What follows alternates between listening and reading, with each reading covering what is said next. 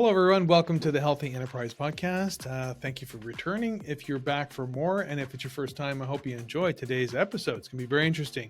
Chris Dayton is the co-founder and CEO of QualityAssured.ai. It's a company delivering secure closed system AI solutions for pharmaceutical quality and regulatory workflows. With an experience in leading AI pilots for top global pharma companies and speaking at industry forums, Chris is helping life science organizations to streamline compliance, reduce burnout, and accelerate digital transformation. Please welcome to this episode, Chris Dayton. Hey, Chris. Hi, how are you today? Thank you for joining me for this episode. Welcome to the Healthy Enterprise. Yeah, well, thanks for having me. I'm glad you guys reached out and we get to do this. Yeah, awesome. So why don't we start off, just, take this initial time to introduce yourself and the company and tell listeners about what you do there. So I'm Chris Dayton. I am the CEO and co-founder of a company, Quality Assured AI. At the crux of it, we develop AI systems that are focused to support the quality and regulatory side of the pharmaceutical industry and, life sciences in more broad strokes. Right. And was this an area that you were already in Yeah, life sciences and So I actually spent the better part of the last decade in pharmaceuticals, manufacturing. I've done everything from running autoclaves to mopping ceilings. Worked my way up. Was running a technical operations group, was responsible for floor execution and all the documentation. Admittedly, that got kind of tiresome, deviations, kappas, SOPs, all of it. So we developed a language model that does technical writing. And then from there, we kind of built on the technical writing expertise of it. So, now we support a lot more on the quality and regulatory sides. So interesting. You really embrace this whole, flood of AI technology that's come into all our worlds, not just in life sciences, but all over the place. But you've managed to find a way to implement it that really suits this niche of the industry, right? Yeah, so our implementations, they're a bit different. We don't use those Chat GPT, OpenAI calls. We actually do completely secure closed system on-premise deployments, which is really just fancy talk for we show up with all the hardware, we install it in client server racks. Everything lives within their VPN, no data ever leaves. It's kind of a neat trick that we've, everybody thinks you need these massive data centers to run AI, and that's not true if you're not like a Gemini or, a Google or one of those. Right. You don't need fields of generators to power this stuff or solar, right? And I'm really glad you brought that up, because the closed system is that's the term that you referred to. That means it doesn't leave the premises. It doesn't leave your server base. Information is enclosed within the organization, right? Yeah. So the way we usually do it, we can do fully air gapped. It's all up to kind of the client and what they're willing to expose the network to. If they want more of the API calls to pull from like your TrackWises or your Vivas, you open it up a little more. But we can do completely air gap deployment, which is not something you usually see in pharmaceuticals. That's more reserved for like DoD, SCIF type stuff. But it's a hard sell to walk up to a pharmaceutical company and go, hey, give me all of your information. I promise I'm not going to do anything with it. So the best way to do it, deploy the hardware there. They know nothing's ever going to leave. And then you can actually have more of those beneficial conversations with language models where, you are writing deviations about something that actually happened, or, doing your audit responses that can actually pull from your site SOPs, which is, some of the other neat tricks that we've managed to do. Okay, and you're chucking some acronyms at me. I'm going, no, don't know what that one is. And so there's probably a few listeners that are saying the same thing. So part of my job is to be able to kind of pull us back and go, what are those acronyms? What do they mean? And bring us up to speed with what because you're very familiar with some of these. So there was a couple you used there. There was that you went. Can you go through those again for me? Because to clarify where they are. Yeah, so I guess I'll start with some of them. So like air gapping, one of the less familiar terms. That's when we have hardware that never actually connects to the internet. Right. So what we do is we leave one port open, and then when the client's using it, it feels a lot like it's on the internet because you can just go to it from a web browser. Some of the other ones, QMS authors, I don't know if I hit on that one, that's quality management systems. Okay. So that's like when you're making pharmaceuticals, right? You want everything to go perfectly. Sometimes not everything goes perfectly. Sometimes you have to like pause what's going on, and then you have to write a report as to why you paused, how you fixed it, why there's no impact from it. Um, so that's something that we help with. Some of the audit responses, right? You have, if you're like a CDMO, which is a contract drug manufacturing organization, you make a different client's products. I don't know if everybody knows this, but pharmaceutical companies can outsource their manufacturing, to a different site.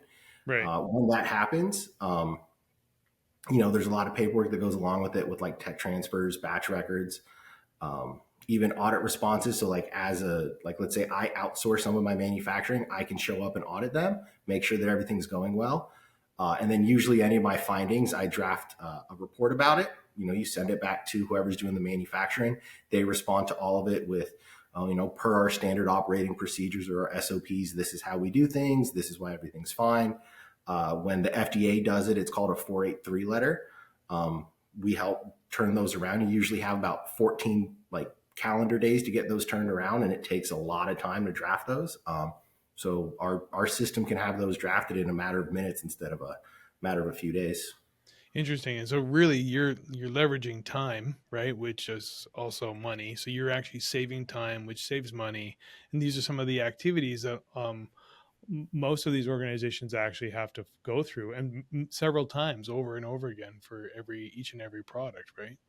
Yeah, absolutely. The way that we like to look at it is that in the world of pharmaceuticals, you make two things: you make drug product and you make paperwork.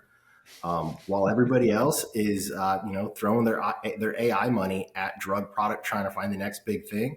I've always been on the other side of the equation. If the paperwork's not done, I know the drug product doesn't make it out the door. So Right. we try to step in to, help support your quality teams that are trying to do their lot disposition, which is like the release of the drug lot. It's a mountain of paperwork, and some of it's kind of templated. It kind of follows the same flow. So we tap into that flow with the templates and how everybody likes it to sound and read, and that's really how we help get proper, well-made drug product out the door to the patients in need. Is there an aspect of the technology that you're using that is helping with the drug development side of things, or is it mostly an administrative venture? So we don't do much in the way of development. Mm-hmm. We don't want to we don't want to create like a product, if you will, a system, if it's not the best system that we can make. Right. There AlphaFold is some good open source stuff out there for protein folding. There's somebody that's better at like, the protein folding. They're trying to find the next good monoclonal antibody. Yeah. On the flip side, I mean, our expertise was quality and technical operations. Yeah. So we live in the language and reasoning model world, and we do pretty amazing stuff with it. That's cool. It's great when you come from an area of expertise, and then you know the gaps, you know the weaknesses, you know the holdups and the setbacks. So it's cool. You're kind of taking that knowledge and now implementing it and using it with this artificial intelligence technology, which is really interesting. And it makes sense. You know where the gaps are.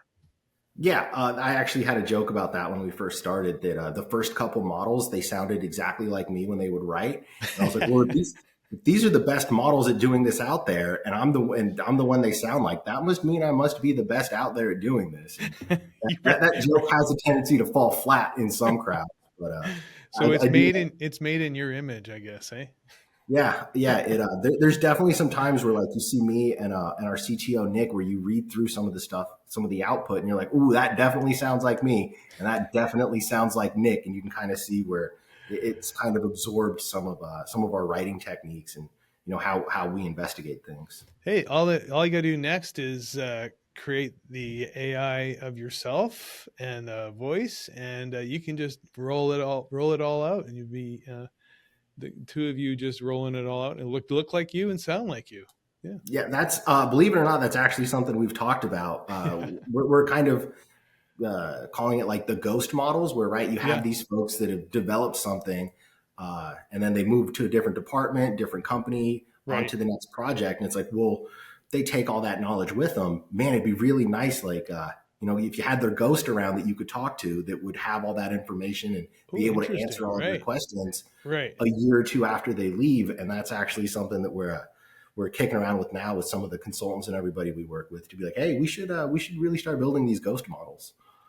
That's an interesting idea. I mean, it was it, and it. I guess the IP is yours, right? I mean, it belongs to the company with whoever is working there, and so it's really just emulating whoever it was that came up with that or developed it is there to tell you what they did and how they did it. That's an interesting approach, actually.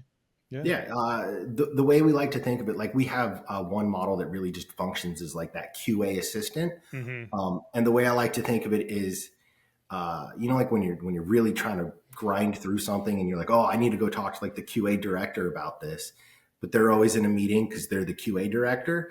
Like, man, it'd be really beneficial if like I had something that just like knew the regulations or knew industry best practices, so you can kind of bounce ideas off of it and do some brainstorming without having to kick down somebody's door in the middle of a meeting for Right.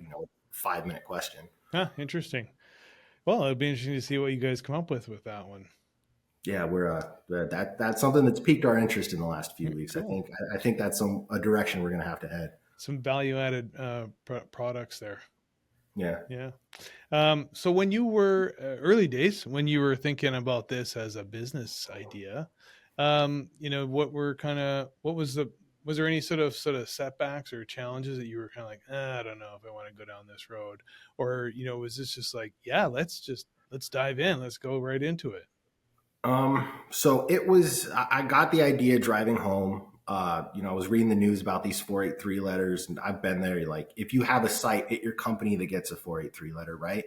The ones we were talking about where the FDA does an investigation, you now have to respond to all this. Usually, the rumors that kind of go out in the company are, oh man, there's going to be some layoffs, there's going to be some type of impact. Oh, really? And yeah, we just, the way we approached this was, we don't want bad lots making it out the door. We don't want somebody that shows up to work every day that does the best that they can to lose their job because at a different site, a deviation maybe goes sideways, it doesn't get investigated correctly. Now there's, the FDA scrutiny. And it just kind of hit me that this is probably something we can use these models for. And it was one of those ideas that I just couldn't shake, day 2, week 3, that Mm-hmm. I reached out to one of the guys I was working with, and I was like, all right, what do you know about language models? And he's like, well, I don't know. Let's find out. And yeah, we just started running with it. To answer your question, yeah, there have been some setbacks. Nothing quite goes the way that you hope and you plan right off the bat. I know everybody in the AI world, they talk about hallucinations. That was quite the trick to get it to not hallucinate. Really? There's some prompting that goes into it. You have to do really good training. We developed a good RAG system. I don't know if you're familiar with RAG or your No. listeners. It's retrieval augmented generation, right? So one of the things that we really overcame was, when you do these deployments at, let's say, like a pharmaceutical company, everybody says, oh, we want to train it on SOPs. I can tell you we tried that. It doesn't work very well. Either the main reason is, as these SOPs go through revisions, you start to get conflicts in the neural network where you might be asking it a question and your current revision is, let's say revision 7, but you've been training it since revision 2. It might try to pull information from revision 2 to answer your question, and that's not current and effective. That's all Right. these other problems. So we developed a really robust RAG system to go along with it, which is your retrieval augmented generation, where it will pull from your current and effective procedures Mm. and use that to supplement your prompting rather than having to train the model on it. And Right. that in itself took a couple minutes to figure out, if you Yeah, will. no doubt. And just explain what hallucinations are, just because Okay. some people may not know really what that means, So the crux of a besides being hallucination. on some sort of recreational drug or something like that. Or Yeah. So these hallucinations. So I guess to take a step back, these language models, how they're trained, is either organic or synthetic data sets. It basically question and answer pairs. And as you train these models, every question has an answer. Right. But very, very rarely in the training data is the answer to a question just flat out, I don't know. So when you ask a model a question that it doesn't know the answer to, it just creates an answer because it's not trained to say, I I don't know. don't know. Right. Yeah. So in a regulated environment, you definitely do not want it to just start creating SOPs and Yeah. creating regulatory guidelines and, oh, this will probably be fine because and then it just kind of trails off into something that it's creating. So we've done a lot of work to tamp down those hallucinations to the point where now it just, if it tells you to do something, it just assumes that you listen to it unless you told it otherwise. That's really the only place we're seeing them now. Oh, very interesting. I mean, we've all experienced that. You used Chat GPT for something, and you're right. It will never tell you it doesn't know. It'll give you anything, and it's not always necessarily accurate. Yeah. And that's kind of the scary thing, especially when you're talking about a world where accuracy is extremely important in your world. Yeah, 1,000%. And those hallucinations when we first started, I mean, even to today, when we talk to like the QA and the regulatory folks, because that's usually them in IT, Right. they always ask, well, I've heard about hallucinations. What's happening? Why is that a problem? And then you kind of got to walk them through a little bit of the technical, like how these things work. That's actually why I started a webinar series. It's, really short 15-minute webinars. The first one was like, hey, here's some key terms. Let's make sure we're all speaking the same language. Perfect example, right? The software folks, you say API, they instantly go to API call. That's how we're transferring information back and Right. forth. I go to the, a QA director and I go, oh yeah, API. And the first thing they think of is active pharmaceutical ingredient. And those two could Very not be more different. specific. Yeah, those are Interesting. two Yeah. completely different things. So it's like, Yeah. well, here's some new acronyms. Pharmaceutical industry, Oh, we love acronyms. We love a good acronym. But you kind of have to do that education of like, hey, these are some new acronyms. This is how these things work. They don't work on words; they work on tokens, which are little pieces of words that it sticks together. hmm. Context windows, all of that, and there's a good learning curve to it. But once everybody is speaking the same language, it gets a lot easier. Yeah, I bet. And is the hallucination thing, is that something you're always having to work with the technology? Like, are you always sort of reviewing it, making sure, I mean, where does the sort of the learning aspect of AI fit in here? Because you talk about, well, AI is constantly learning. It's always learning new things. And are you always having to sort of test it out, make sure that it's, Ooh. you know, That is a great question. Okay. So in the normal world of AI, right, you have like your stateful models, which are like your chat GPTs that you make an account. It kind of remembers the way that you like to talk. mhm, In the world of like regulated pharmaceutical manufacturing, that's a pretty big no-no, right? mhm, You don't want models that are constantly learning from interactions people are having for a couple reasons, right? mhm, If I'm doing multiple drug products at my facility, I don't want data from drug product A to filter into the results of drug product B. mhm, I don't want client information A going in to answer a question for client B and vice versa. right. So that's one of the things that we've actually done where we do stateless. So each chat is independent of all the other chats. Oh, they're So it's not, siloed in a way. Yeah. yeah, that's kind of the way you have to do it. So you're not getting any of that data bleed from one Oh, into yeah, another. spilling over. Interesting. Wow. Yeah, which also on the regulatory aspect of it, that allows us to do like some people call them PCCPs, predetermined change control procedures, Mhm. where we can actually leave it to QA and or regulatory to go, hey, we actually have an update coming out. There's some new regulations that came out. We have to update the model training. This is what we're going to train it on. When you guys are ready, let us know. We'll, launch your change control, make sure that you're all good. We're going to release a new version.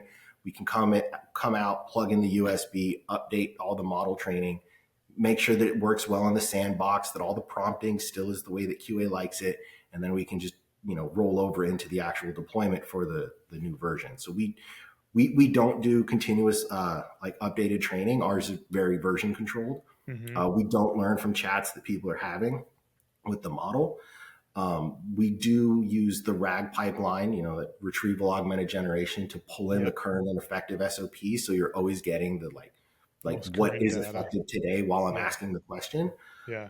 But because of that, we don't function. The system itself doesn't function like a normal Chat GPT where it's knows everything. Like it's very domain specific versus like your public, which is, a whole thing of its own. But the domain specificity, like I describe it, Chat GPT, really good if you want to like draft an email, Yep. draft some HR policy. But if you need to dig into like, why is my pH a little different? Or what's the Mm. best way to answer this observation? Like you want something that's not necessarily going to be giving you a really good like chocolate chip cookie recipe. You Hmm. want something that's really focused on like how are the regulators going to look at this and what's the right way to word this so I don't open myself up to anything else. Oh, wow. That's very interesting. And then how customized does everything have to be for each client for you? Like there's probably a certain system of ways that you deliver it, but do you have to customize it slightly Yes. or quite a bit? Yeah, so everything that we do is completely custom to the clients. Maybe not. There's a couple little things that don't necessarily have to be. So like RAG pipelines, those are completely customized. Right. The system itself, we have the base architecture of how it works with our data sets that we train it on, as well as some of the prompting stuff that we do, some of the parameter tweaking to get it good. Um, but as far as a client deployment goes, it's going to be completely custom. The only exception is if you're dealing with something before it becomes company confidential, which really the only time we see those is if you have those like startup biotechs. They're like, hey, we're starting up. We're going to be outsourcing everything. Everybody's working remote, but we do have those like 20 or 30 like base SOPs, like your dot controls, um, your quality management, all of those. We Hmm. actually have some stuff that will draft those and a chat bot that will sit alongside of it to really bolster them up, check it Mm. against your regulatory stuff, make sure it's good. And then once we hand those off, now it's client confidential. And then that goes into the next realm of if you want the system, we can deploy it and all that. So cool. How did you, when you first sort of threw this out there so that the world could see it and potential clients could start looking at it as an option, what was Mhm. your initial feedback from people? Just Um, the very first initial feedback that we get, even to this day, time and time again, is what makes yours different from Chat GPT? Like, why can't we just go to no them? kidding, really? Yeah, I mean, it's a gret question, right? Yeah, GPT-5 came out, what, 2, 3 weeks ago? It's not everybody likes it as much as GPT-4. It doesn't have that like sycophancy where it kind of supports you on everything. yeah. But the question we always get is, why are you guys different? The reception from users has been far and away some of the best feedback we get. They're like, we had one user that goes, they were kind of, doing one of those pilot projects to see us versus Chat GPT. Right. And they go, one of the conversations he had with it, he goes, oh, it's nice that you're back up. We pushed a new version. Oh, it's nice you're back up. I've been using the Chat GPT bot. He's cool. He's like my little cousin. Like he's fun to hang out with, but he's not really that helpful.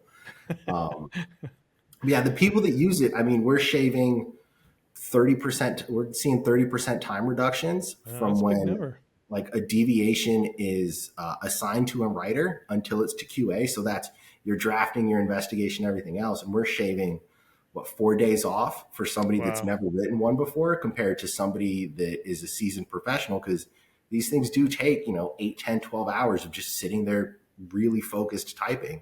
Right. And our system could write a deviation in 10 minutes. You just give it the information, it'll just section it off to where it needs to be sectioned, That's put in the rest of incredible. your filler words. That's incredible. Wow.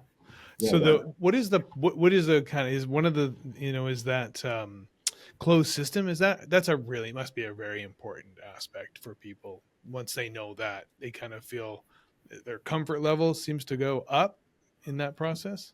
yeah, so they do like the closed system. They like to know. I like to say, we use the best IT security in the world because we use your IT security. So it's whatever it is that the client is comfortable with on their site. It legitimately plugs in. We Hmm. do a DNS forwarding, so we just leave one IP port exposed, and all the information travels through there. It helps with the legal, when we talk to legal departments, the IT folks, that um, we're not like, oh, API calls going out. And then even with some of like your GDPR, your good data, basically your data handling for like Europe and the UK, Right. you can't really be tagging it to a person and all that other stuff. And it's, well, we're not sending it to offshore servers. It's I can Staying point here. you to the room that it's in. Yeah, Yeah. there's we're not, and another good thing is we're not collecting data. I don't want client data. I'm not trying to sneak around and start my own pharmaceutical company. Like, your data is your data. It should Right. stay with you. It should live with you. Um, and with how much these pharmaceutical companies can dump into language models, process specifications, the actual process as a whole, all your critical process parameters. I mean, if it was my company, I wouldn't feel too great about those just kind of getting sent over to a server somewhere. What if it has to get undeleted? What if, Right. data gets caught halfway between? Um, that's we. That's kind of where we started. And like we said earlier, we don't need massive data farms. It's plugs in your a regular wall outlet. Yeah, like you said at the very beginning, you provide it's hardware, so you're actually bringing in a piece of equipment, and that's where the data stays, right? It's not on a cloud, it's not on a satellite, it's not floating around virtual. So it's actually on site in that company's space. Is there backups? Does the backup go somewhere else? Nope. So we actually completely air gap when we deploy. So there's no internet connection at all. Wow. The data is stored both within the system, and then I guess you could say we have a backup in that same set of hardware. But that's for your like 21 CFR compliance, for make sure that your data integrity is there. It's got to be enduring. I mean, one of the Alcoa Plus. I'm not sure if folks are familiar. It's like attributable, legible, contemporaneous. It's how you have to document your data Okay. for the FDA. One of them is it has to be enduring. So once you generate data, you can't do anything with it. So our data, as it's generated, it's locked. It's actually really easy for QA to go back through and audit it. They can just hop in with their admin privilege, click on a person, click on the chat, and you can see everything that goes back and forth with it. Oh wow. So great. Like it's yeah, it's amazing. Yeah, we I have no doubt you're getting a lot of good feedback. Yeah, so the way that we designed it was when we sat down, when Nick and myself sat down originally. I don't even remember how long ago now. We asked ourselves, if like today I had an AI system, what would I want it to do, and how would I build it, coming from like the pharmaceutical side of things. So it's not like we're software developers that are trying to like shoehorn a chat GPT account into something for pick any large pharmaceutical company. We were on the other side of the fence. We knew where the headaches were, Right. where you effectively can use it to bolster things up. And then, the number one question is always, where's the data? So we don't build models unless we know that data is going to exist, to really support the boots on the ground folks, like your deviation writers that are, I mean, I've done it. I know how stressful it can get. You can burn out pretty quick. Mm. Um, because at the end of the day, you have to do it right for the patients. You want to make sure you investigate everything. You chase down all your different avenues so that you're sure that you're right before you release. So, we developed a system that tells you what to investigate, and then you just give it your notes, and then boom, there's 8 hours of writing you don't have to do. Yeah, and you just identified really something very important: burnout. I mean, so time, burnout, human resources. I mean, that's really what you're leveraging all your business on is humans, right? And so if anywhere you can kind of provide that kind of support or that kind of relief on burnout or just exhaustion, that's an amazing ability. Yeah, that's so. When I was running the technical operations group, there was a lot of like deviation writers that come in. Oh, they're from manufacturing. They kind of want to step out of that being on the floor role, Hmm. and it's a good 2 years before somebody's really solid. They Right. start off. You learn your root cause analysis tools, your 6 M's, your fishbone diagrams, your 5 Y's, which are just, again, probably more acronyms for how to investigate everything. But it takes some time to learn how to investigate, to learn how to write it, to learn how to draft it so QA is okay. And then when you get audited, the FDA or the EMA pulls your recent deviations. They want to talk to the people that investigate them. So there's really an art form to writing it. And Mm-hmm. it takes 2 years until you get people trained. And Mm-hmm. then when they get really good, the curse of competency, they get more and more work. And then you got about a year and a half usually before Wow. they start to burn out and find another job, move over into QA, or Right. just, leave the organization, and now you're stuck and you got to do it all over again. So And this, during that whole process, someone else has to review it, yep. their work, right? As they're learning, someone else has to review it and proof it and everything else. And so you got more than just one person involved in that whole process of getting somebody to a point where they are, writing these things independently. Yeah, and there's this other thing that happens. This is more of like the inside baseball stuff. Um, when you write these things, sometimes there'll be a couple different people, like your MSAT group, your manufacturing sciences technology, your process development. You'll have a couple questions. They'll write a few sentences here and there, maybe a paragraph, and you'll have this mosaic of a report that I see what I wrote, and then this is like where MSAT, and then here's PD, and now I have to sit in front of an auditor, and I'm like, oh man, those two sentences don't sound like me. So one thing that Mm, we do is when we sit down with QA, we workshop it with them to make sure that all like that background, like, prompting actually works to the tone that they want. So mm-hmm. when everybody uses it, it's a very smooth reading report, Mm, not that kind of choppy where you can feel the tone changes from person to person to person. And right. that's actually a pretty big thing because it does help a lot to just have a smooth report. It flows a lot better. Um, it also it will help kind of chain that logic together so that as they say, you can like build the narrative to say this is what happened, this is what we investigated, and this is why we're sure it's okay. Mm-hmm. Wow. So how did you find this transition into your role as CEO? I mean, you're a co-founder, and Nick's your other co-founder, right?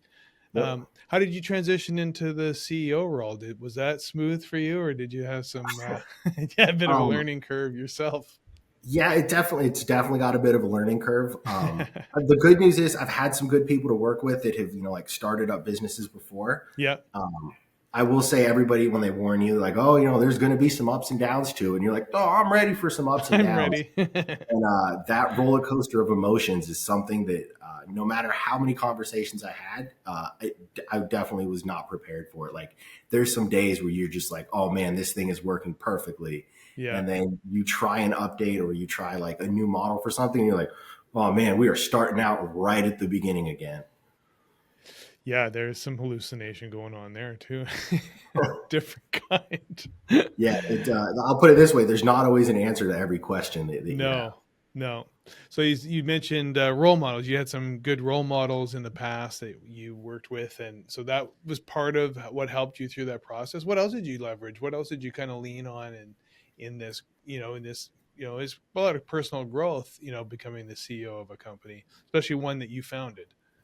Yeah, so like I said, we do. So some of the good news is, through my career, I've always had the mindset of whenever somebody needs help, do whatever you can to help them because you Mm, never know when it'll come back to help you. right. That's turned out in spades for us. There's some folks that I've worked with, those 20-year consultants that are really sharp as a tack. To this day, I can still call them, work through some of the questions I have. Hey, we're rolling out a new model for like quality risk management. Like, you got a couple hours to kind of kick the tires on it, test it out. And what we found is that, the folks that are consultants or that have spent so long in pharmaceuticals, they kind of want to see what's out there in the AI world. And they're very willing to just, step in and help from those late nights when, I was helping bail them out of problems. They'll, hop on a meeting for a little bit to try to bail me out of one. That's been really helpful. The other thing is, I'm a firm believer that you can't give from a cup that's empty. So you have to make sure that you're taking care of yourself. Mm-hmm. You have to hold yourself to those schedules. Late nights are going to happen. You just roll with them the best you can. But just the overall health of the organization, I think, really comes down to the health of the people that are, working in the organization. We're not a huge company. But I do try to make sure that everybody's in a good space before the really big work starts to hit. When did you actually go to market? We went to market in October of last year. Okay. So we spent a good time in development. In not running a business before, I didn't realize that especially in these tech circles, people will have an idea and just try to lock down some funding and, kind of go to market with hopes and dreams, if you will. Yeah. We built it. We thought we hit what was, minimum viable product, that MVP. And then we deployed and we were like, oh man, this thing works better than we thought it was going to. We probably could have done this, before 6 months ago and been fine. But yeah, it's that we launched in October. And since then, we've just kind of been talking to, folks in the quality field. If, ask them the question, where's your hangups right now? What are your real big time sinks? And then from there, we try to workshop, could AI help with this? Or is this just the data doesn't exist, that this is just not something we'll be able to do? And when you find that client, what's the onboard process? Is it once you engage, is it a 2-month window? Is it 6 months to kind of get them up and rolling? Like, what's that look like? So we've usually, the longest part is getting all of like IT, legal, and QA on the same page at the same time. Right. From there, rolling out, it's usually about a month or so of like data normalization, building the data layers, all the DNS forwarding, the IT stuff. And then we'd like to do usually another month or two of like the consulting side, like the AI maturity assessments, making sure that quality is ready for it. We have a pretty robust training program that comes along with it.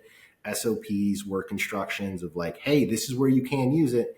This is where you shouldn't use it. There's a big thing where, people have to understand that it can be influential. Like even the FDA put out some draft guidance in January of model influence versus like where the impact of the decision, and you want to like tamp down your risk profiles.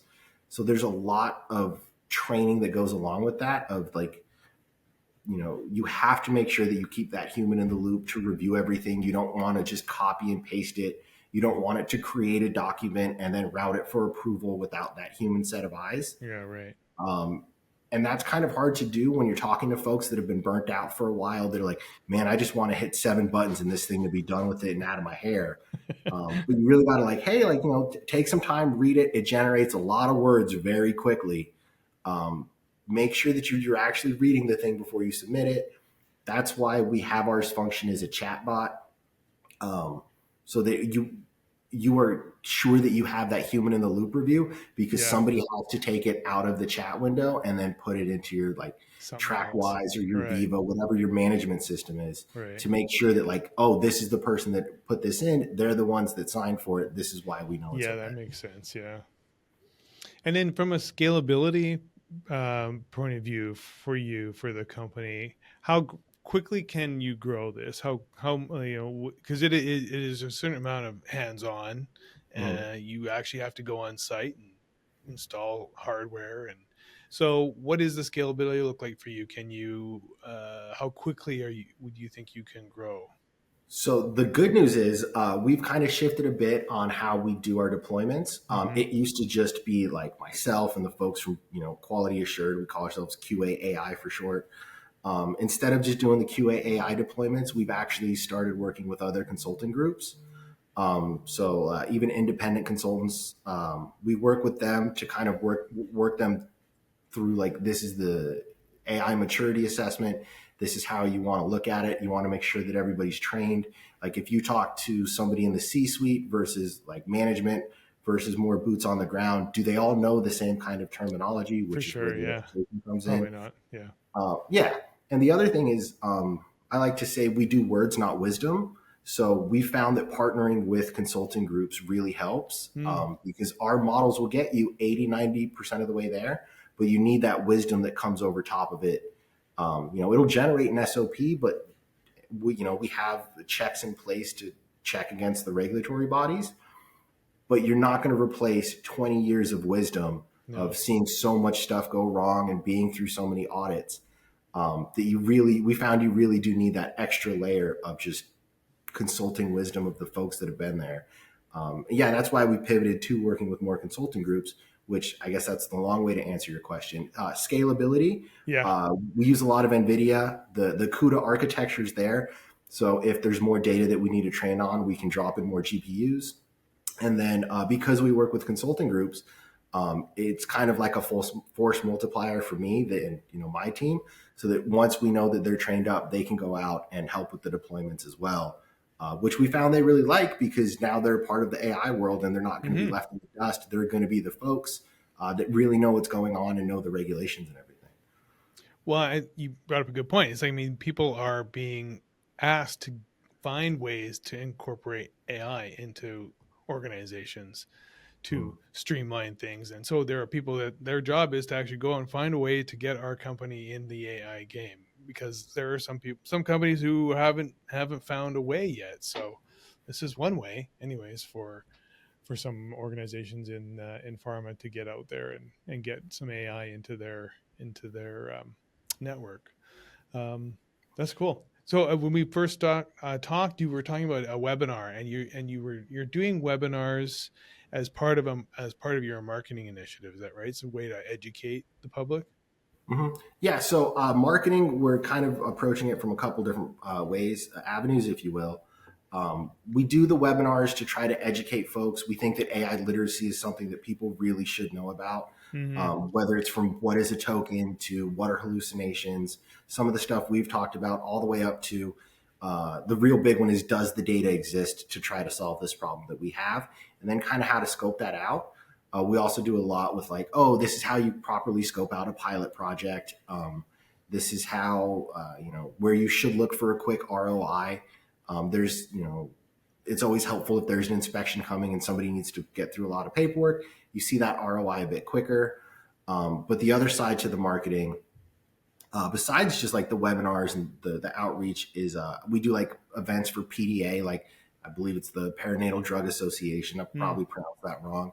Like ISPE for your like International Society of Pharmaceutical Engineering.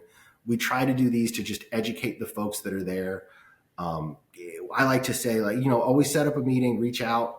If we can help with it, we'll absolutely try to. But if AI won't work, we'll still part as friends, and at least we got to have a cool conversation about what AI can do. Mm-hmm. But that education piece of, even if you don't go with our system, I would like to know that at least you were a bit more educated and you were making a proper choice, Mm. just because we were able to talk about it. Hmm. Yeah, I like that. And then, growth for you, looking ahead. Where do you want to be? Where do you want to be in the next 2 to 5 years? Is this growing the venture, or is it something you may be looking at acquisition or something like that? So right now, we have some big plans, right? Okay, good. We we we're starting with what we have. We're building the models that we can, the architecture, but we really want to be able to take like somebody that has an idea for a drug product, incorporate like our language and reasoning models, and be able to build all that paperwork, scale into your INDs and your BLAs, so like your investigational new drug findings, your biological license applications, the ones to really get you out there. That's a lot more paperwork. So, but you need bigger and better models to do this. Um, Another thing that we'd really like to move into is be able to just build a quality system from scratch. Mm-hmm. Of, like I was saying, like, hey, you have a drug product idea. Uh, I'm not going to say it's just hitting a couple buttons, but a lot quicker than it used to take. We can now have your quality system in place. And then Moonshot would be to automate some of the simpler stuff, maybe do some more in the way of machine vision, tap into those security cameras. Like, you need to like clean a ceiling, like clean a BSC, right? A biological safety cabinet. Let your disinfectant sit for 15 minutes. You're in there, you clean it. It kind of starts a timer internally. It pings when you're at 15 minutes. So you've done it right. And if not, maybe that happens on a Sunday and you show up Monday and your deviation's halfway written, because it's got a lot of historic data to pull from. Very cool. Well, yeah, this sounds like there's no limit to where you can take this, and the technology is just going to improve as time goes on, and the better it'll get, I'm sure. So awesome. Hey, this has been really interesting, and thank you so much for, you really picked up on the acronym explanation quick. You said them, and Yeah. then you immediately defined what they were. So thank you. I know listeners will appreciate that too. So Oh yeah, I um, always forget about those. I know, yeah, every industry's got them. So I remind everybody. So thanks for doing that. And thanks for your time today. Is there any parting words of wisdoms for, someone maybe in your shoes that's working their way into the industry that you would like to share? Yeah, don't be afraid to try it out. There's some small, if you really want to start, there's some smaller open source models out there that you can kind of start, kicking the tires and playing around with. It's a really great place to get your feet wet. If you really believe that AI is coming for everybody's jobs, which I do this for a living, it definitely isn't. Um, Try to see if you can teach it what you know how to do, and maybe you'll be the next person that's got the great idea that's really filling that void or that niche that nobody really identified as being a problem. Right. That's good advice. And how about for listeners who are actually thinking, oh, I need this? Who do I talk to? Where do I go? They can go to the website, which is Yep. what's your address? So we are qualityassured.ai.